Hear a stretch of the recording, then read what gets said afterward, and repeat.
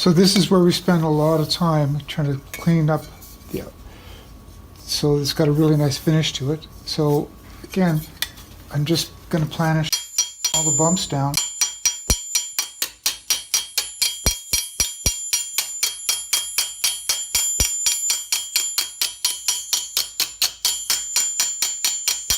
So there's not a lot of heavy hitting, it's just very light. But you've got to have a really good eye to see what's sticking up, and then you want to just bring it down, smooth it all out. Because the more time we spend here, the less time, you know, for cleanup with the sanding. So I wanted to find this ridge too here, so I'm going to have to get a more flat hammer for that. So. And I'm going to do, I might bring this up, well, I'll definitely bring it up in the future, but I call it heel and toe work. So, like, we'll heel it, use the heel of the face,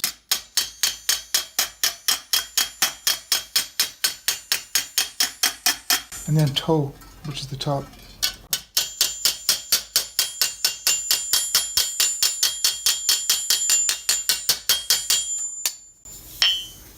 Got a lot of heel and toe. These are just terms that I came up with years ago. So it was just to as I was teaching my apprentices how to work it, I would just tell them, you know, feather it out, heel and toe, just ways of describing how we're hammering it. As well as you know, I would use descriptions for different hammers, you know, like flathead or 3 pound.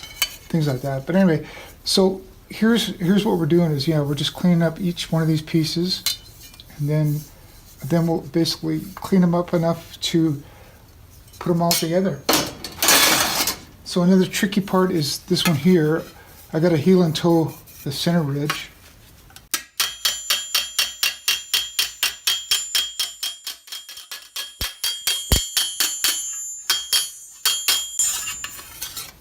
Yeah, sometimes I'll just heel all the way along this edge here too.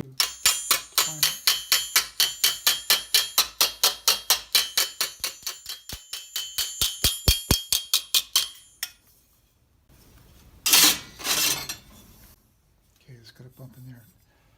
So I have to change hammers again.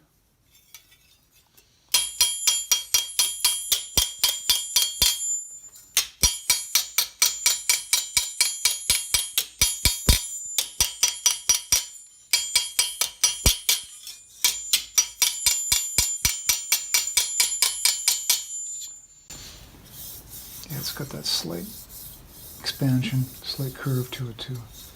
So the thing is, that's why you got to use an appropriate hammer, because you don't want to undo what you did before. So I'm going to heel along this edge here too.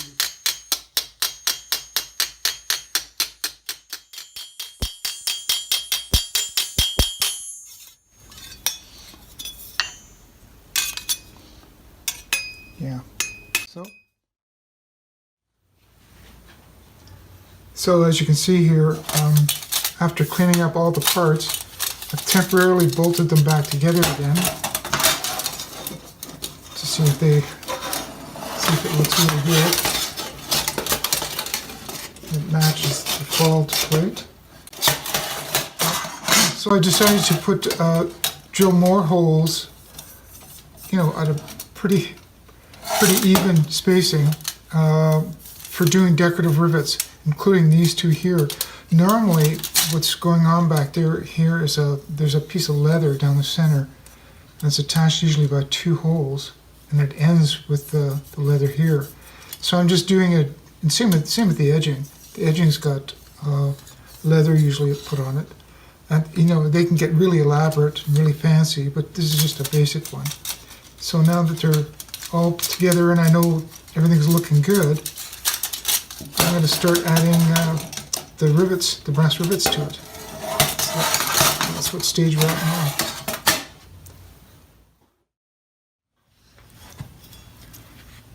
So here's my rivet set. I showed it to you before, but yeah, the one we're going to use is the most common one, which is the little round head here. So Basically, I'm going to be taking these bolts up. I'll replace them with brass rivets. So in the meantime, it sort of holds everything in place.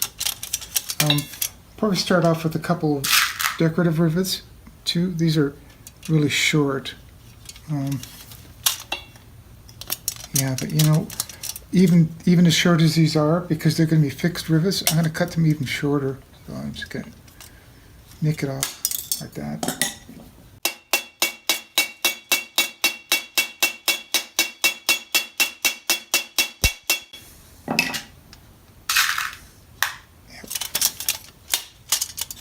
Go along.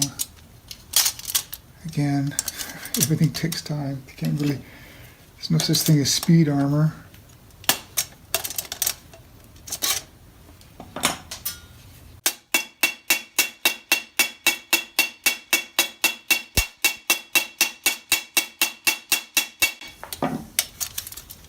Yeah, that's the look we're going for. So I'm going to do one that's semi-fixed. What I mean by that is like it's put in place, but I'm going to leave it a little bit loose because I want just a little bit of movement. So yeah, you take out the nuts and bolts and then replace it with a longer one like that, and washer. This time I'm going to use a washer. Cut it off. I give it a little bit of length because, like I said, I don't want it to be too fixed. I want it to be kind of loose.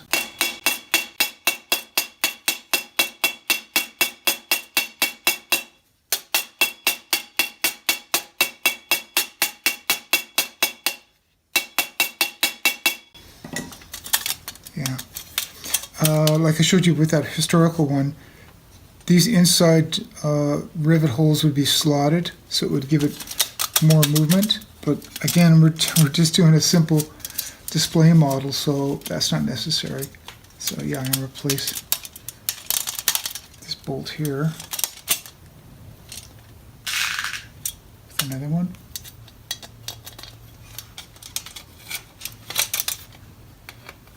And a washer.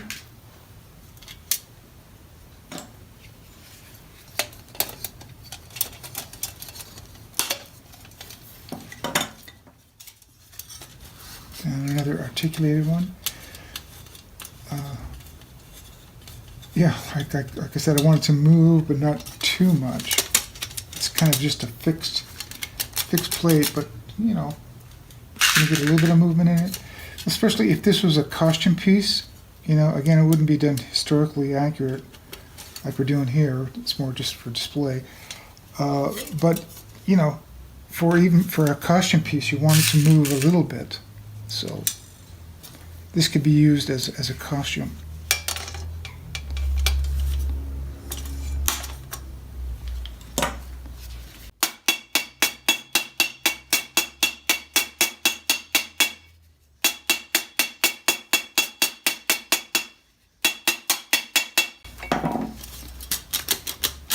Yeah, it's coming along good. Okay, well, I'm going to be here for a while, so we'll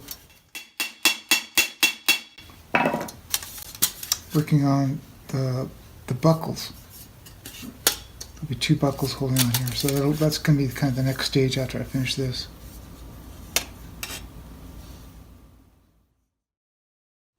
So I want to start talking about some buckles and straps, because that's kind of where we're at on these tassets. We want to put the buckles on the tassets, and the straps will be coming off of the tasset plate. But before I go too far, I just wanted to explain that, yeah, a lot of these buckles, they have to be either, you know, reproductions of ones from the Renaissance or medieval times. Luckily, there's some places that do supply versions. What's hard to find is steel versions. You can get a lot of cast versions like this. This is a cast from actually an original from 16th century. This is a more 17th century style here. There's kind of more simple versions. There's complicated.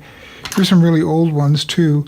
Luckily for me, because I've been doing restorations on armor for so long, I've come across some really interesting original buckles, and sometimes I'll even, you know, take these apart and get them cast for me, or try to replicate them in steel.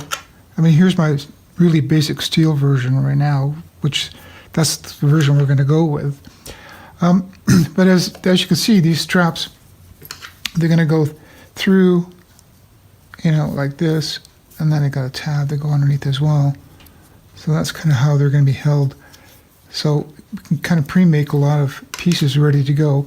So what you see here is, with these leather ones, it's basically a strap that wraps all the way around and then punches kind of a wider hole in the middle and then 2 holes on the end to, you know, put it through to secure it. So here's a basic template that I made years ago, and it's the same concept. It just rolls over, flips over like this, and just either I make it out of leather or I can make it out of steel, in this case here. So it's the same concept, and then you can kind of get complicated and fancy, because once it's rolled over like that, you can, you know, notch out something or stamp on some really nice decorations. You know, it's the same with making Renaissance or medieval style hinges as well. Yeah, here's one that I've made really quite fancy, you know. But the whole concept is it wraps around the actual buckle.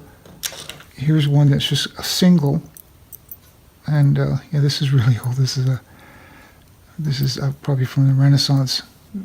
So. So yeah, here's basically, once I've cut it out, I'm prepping it like this. That's when it goes around the buckle, like this, just like you would do with leather, and then pop it down and rivet it onto something. It's really secure. So the whole idea of making this out of steel rather than leather is, yeah, it's going to be a lot more secure, a lot stronger. So that's kind of the version we're going to do. You can just pop it off. But so yeah, so I've just kind of pre-made some, and I'll be using them. Again, just they go through. I hammer them down on an anvil, and then I rivet them on to, in this case, the tassets. So that's kind of where we're at.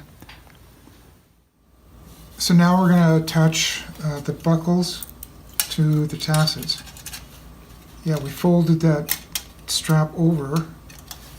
So now we're going to use a brass rivet.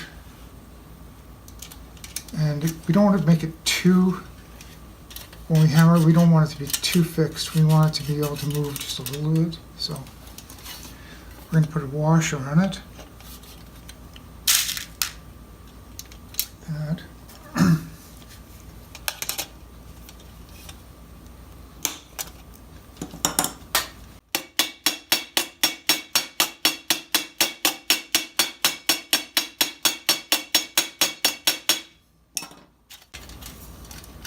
So it just moves a little bit. It doesn't have to lose.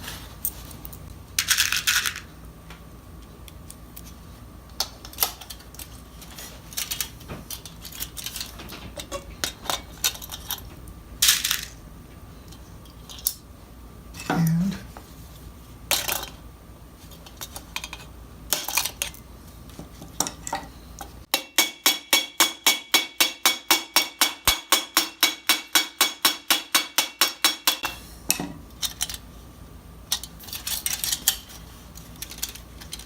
yeah, so we want to be able to adjust it a little bit, but that's basically, the tassets are ready to attach to the fold or the tasset plate. So I've already attached these two. As you can see, I use these brass rosettes, which I told you I had hundreds of them punched out for me. But they act as a washer, so it goes through the leather. Like this.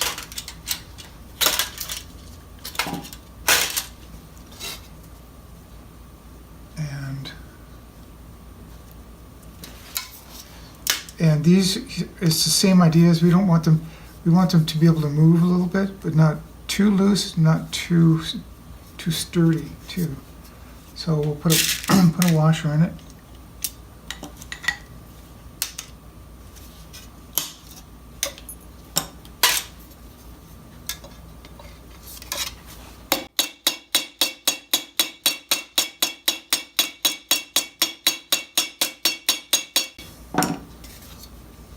Yeah, like that.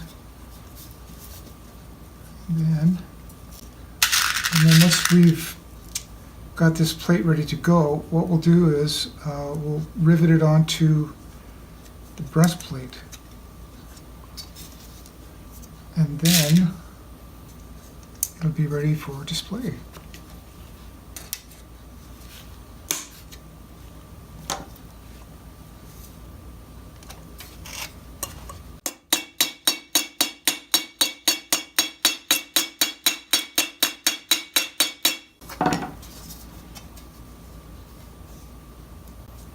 Probably going to be an angle like that. So, yeah, as you can see, this will be mounted like that. And the whole idea when we display it is we're trying to make this roping match. It's like a big circle. But, you know, it depends on how it hangs, but that's what we're trying to go for. So, okay. We're going to go get the breastplate and attach this fold piece.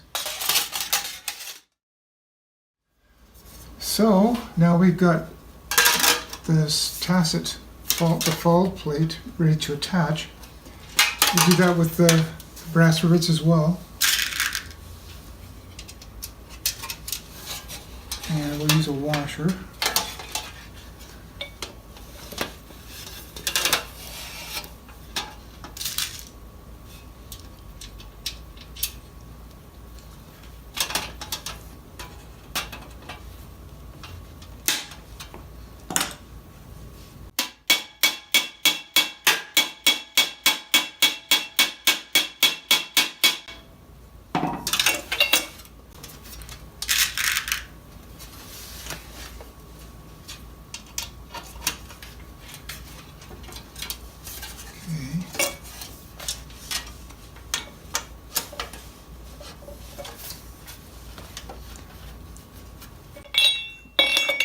Closer.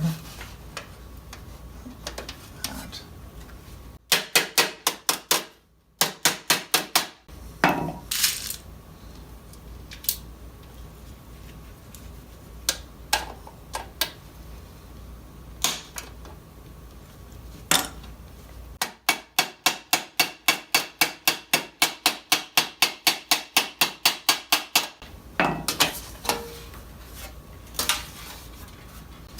Yeah, it's looking good.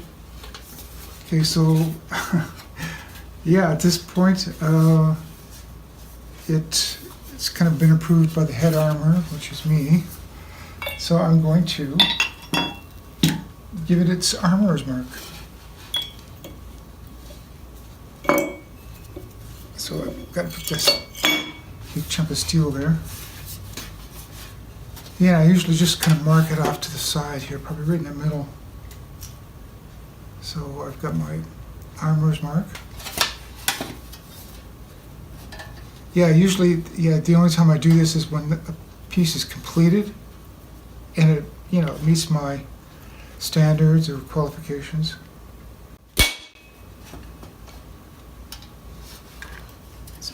Barely see it, so what I'm going to do is I'm going to strike it twice, which is hard to do because I've got to try to find a register in the old hit. There, I can feel it.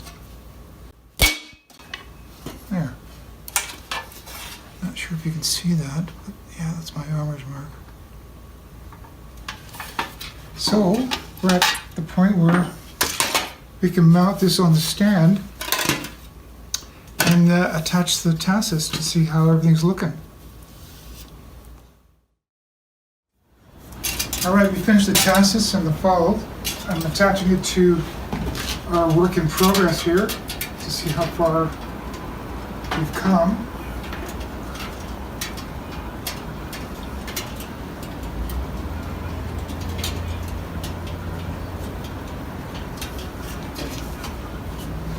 Right, well, you can definitely tell it's the newest project in the shop. It's the most shiny piece.